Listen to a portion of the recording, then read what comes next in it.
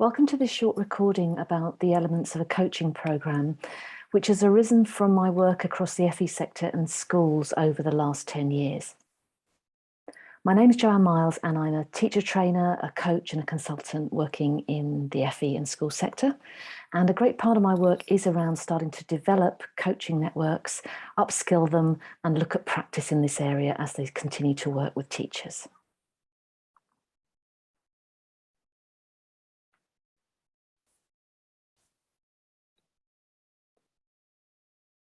I think at the beginning of the coaching program, it's really important to structure a few initial coaching meetings to cover the aspects on the screen.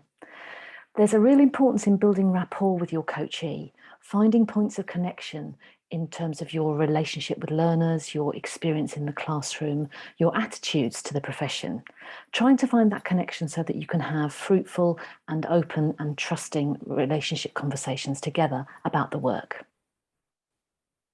In these initial meetings, we also have to look at how are we going to work together as coach and coachee? Are we going to be involved in some peer observation work? Are we going to be sharing resources from the classroom and reviewing them together? Is the coach interested in seeing us actually teach and developing that as part of the practical experience? The timescale is also going to be significant. Do we plan to meet frequently for short conversations, maybe using technology? Do we want to incorporate classroom visits into this timescale? And if so, when is that going to actually work?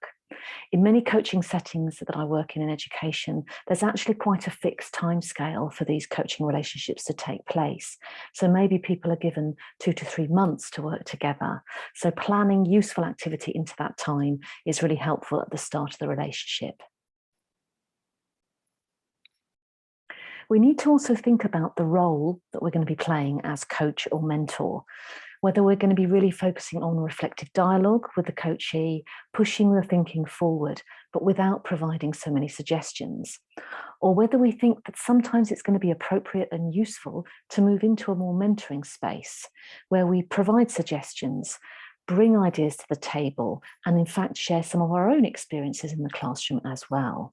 Talking about your coachee's expectations of yourself as coach and mentor at the beginning is really helpful to make sure there's clear understanding on both sides of what we're bringing to those meetings. There's also a need to think about confidentiality and the bounds of it. Are we in a coaching relationship where we can work completely freely around any targets that we perceive to be useful as coach and coachee? Or are we working to some other performance management style program where we're actually attempting to hit specific areas of focus within a particular time frame? Within those performance management models, often we are reporting back to a more senior manager, curriculum leader, or the head of coaching about progress with this coaching relationship. But often in the more reflective, trusting space, we're actually keeping records just between ourselves and those are going no further. Very important in terms of transparency that the coachee is clear the limits of confidentiality and where records will be shared so that they can feel trusting in this relationship and clear about where information is going.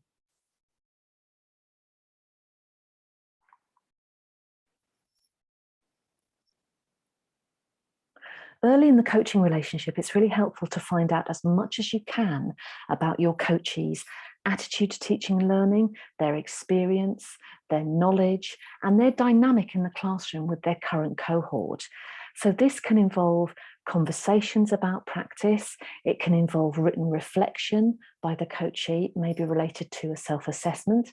In many settings, this is using the Education and Training Foundation's professional standards as a springboard for conversation about areas that the coachee may want to improve and areas where they feel they have strengths. It can also involve us visiting the classroom. So informal getting to know you classroom visits can be really, really helpful in starting to understand the context in which the teacher is working and get on side with them in terms of the issues that they're having to tackle with those particular cohorts of students. It's also really helpful to look together with the coachee at classroom resources, such as lesson plans and classroom materials, but also to review data such as marking records, assignment grids and logs, and maybe some samples of marked student work as well. All of this evidence can actually help us identify fruitful, relevant, powerful areas of focus for goal setting in the coaching that we're going to do. Once we've done that initial groundwork in finding out about the context, the learners and the staff member, I think we need to start to focus down onto specific goals that we want to work on in the coaching. It's really helpful to have just a few, maybe 2 or 3 maximum, quite specific short-term goals to focus on when we begin this coaching relationship. Having 6 or 7 coaching goals, I think, is unrealistic. It overloads the coachee and means that there are too many things to focus on. It's kind of a scattergun approach. So having a few very specific classroom-focused goals really helps us to keep the work on track and to create momentum for forward action. As part of that conversation about goals, it's really helpful to work together with the coachee to think about the desired change that we want to make for them, with the learners and with themselves. We want to think about the difference for the learners in terms of their experience in the classroom, maybe the changes for learners in terms of their skill development or their task acquisition, so that the coachee is really clear on what they're working towards in terms of developing classroom practice. For the coachee, we may want to think about the learning that they want to do, the area of practice they want to understand in more depth and detail, and their thoughts about how that might impact on their practice as they start to plan learning and devise resources. Once we're clear on goals and we've started to think about outcomes, we can start to put in place a notion of steps that will take us there. And this will involve us thinking about classroom methods, different aspects of research maybe, and practical implementation, and starting to capture those into very specific action steps that are tangible, that we can come back to and review as we move forward in the relationship. It's very helpful to use technology at this point to capture those action steps on a shared action plan document, maybe using a Google form or a Microsoft Teams document. Very, very helpful to look at that in terms of the technology so that we can both share that document together, review and add information to it so that it's a cumulative record of our own learning. We need to also think about how we will monitor impact of this work, how we will review it together collaboratively as coach and coachee. So this might involve looking at classroom observation at certain points in the process. It could involve reflective video making by the coachee, capturing different aspects of their practice, and then meeting together for us to review those videos to see the changes that are being made for students and for the member of staff. It could also involve obviously looking at data, looking at students' work, depending what the area of focus is within the coaching.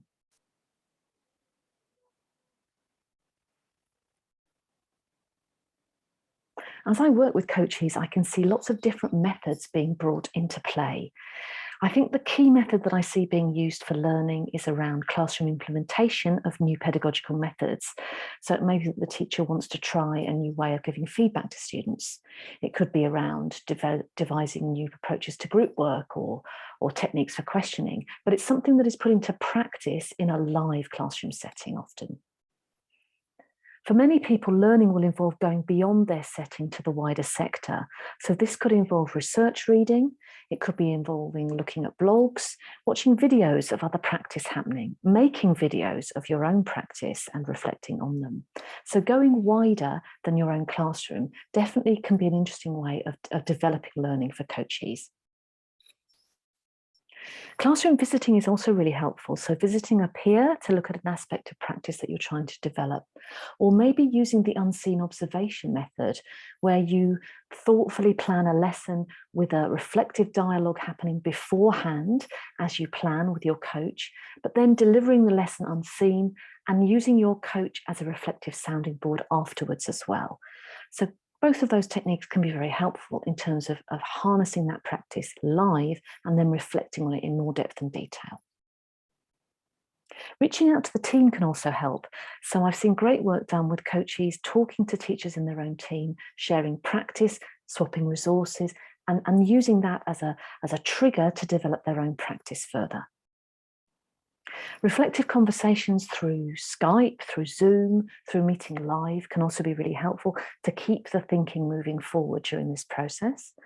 And also selective video clips being made, if the teacher is comfortable with it, can be a really helpful way of noticing aspects of their own practice and bringing those to the table for discussion with their coach.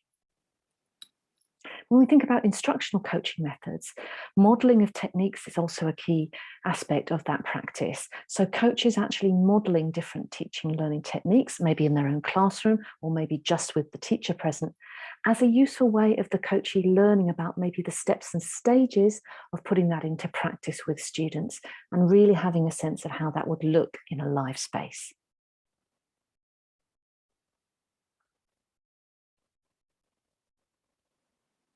Having worked with these different learning methods and reviewed progress as we go along, we need to think about the impact review stage and the sign-off process. It's helpful to keep revisiting those goals, checking that they're still valid and useful, and therefore worth following, and starting to think about our progress with actions. And this can be done through review meetings. It can be done through looking at the shared document together and updating it. It can be done through an email transaction, maybe with your coachee. In this process, we look to think about what the difference is that's being made by this coaching intervention. What are the changes that we can notice for the learners and for the coachee? And so using evidence, using reflective dialogue, and using samples of video can all be really fruitful ways of really noticing those changes in a more objective way. Student feedback is also really key here.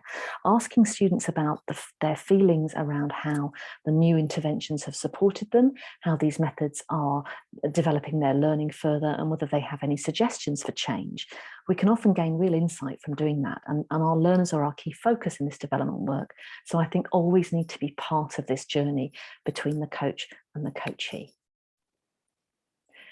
Often in colleges and schools now, there's a final sign-off meeting, which may involve the teacher, the coach, and the coachee, or the coaching leader, to actually look at progress in this coaching relationship and decide if we're at the point where that coachee is ready to transition into working with a buddy, continuing with other staff development that may be available in an institution, or maybe continuing with reflective practice through learning logs and video making in their own time. We need to have that meeting as a clear sign-off as to whether we're ready to move forward and whether progress is being made. In many instances for me, I'm seeing people needing to continue maybe in that coaching dynamic, sometimes moving to a new coach to focus on a new area of practice maybe, and to have the freshness of a new pair of eyes on the work. But definitely having that sign-off can help us keep that relationship clear, focused, and with momentum, I think. So finally, a few questions for reflection, thinking about practice in your own organisation. Which elements of the coaching programme do you already have in place and that you feel are quite well organised and effective? Which ones that I've mentioned do you feel you'd like to either begin to introduce or feel need enhancement in some way? People are really key to making this coaching journey work well for all parties. So who would need to be involved in your organisation for each element to work really well for the coachee, to optimise their development and create great opportunities for professional learning? It could mean that you need to involve others and try to encourage buy-in. So who would you actually need to be speaking to encourage them to buy into this process to support that development for the coachees? And finally, thinking about the coach development, are there aspects of coaching practice that might need development and growth so that the coaches can do the best job possible to really deliver these programs effectively? You could choose now to pause the video and do some thinking around those questions. Thank you for listening, and if you're interested in some further development around this area of practice, you can use my email or my website contacts on the first slide to get in touch.